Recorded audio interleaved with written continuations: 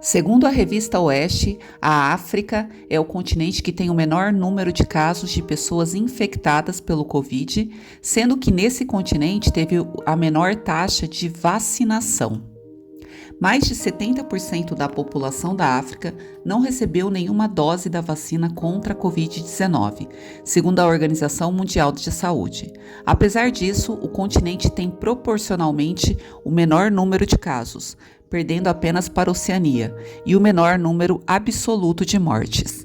Desde o início da pandemia, a África, com 55 países e população de 1,4 bilhões de pessoas, contabilizou cerca de 180 mil mortes e 8,7 milhões de casos.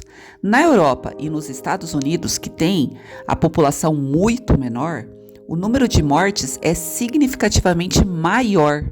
Mais de 1,1 milhão de mortes por Covid foram registradas nos Estados Unidos e mais de 2 milhões na Europa.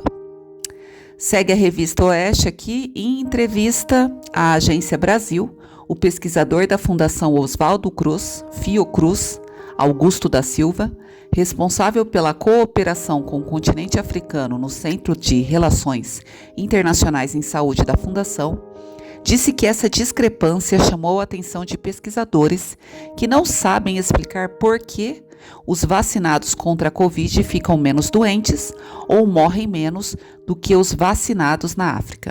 A hipótese, disse ele, primeiro, a população é mais jovem, a Covid-19 tem mais risco de agravamento em idosos. Além disso, muitos países não têm muito contato, não têm grandes ligações com outros países, devido à deficiência no sistema de transporte aéreo e portuário. Segundo Silva, na entrevista à agência, pode haver subnotificação, mas não o suficiente para igualar a proporção de mortos de outros continentes. Se fosse só subnotificação, veríamos pessoas a morrer nas ruas. Segundo dados da OMS, até agora, no continente africano foram aplicadas 800 milhões de doses de vacina contra a Covid. Os parcialmente vacinados, que não receberam doses de reforço, somam 29%.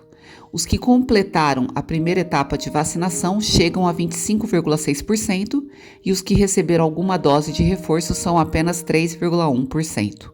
Em todo o mundo, mais de 13 bilhões de doses de vacinas contra a doença foram aplicadas e mais de 60% da população mundial está imunizada com 2 doses ou dose única, segundo a OMS.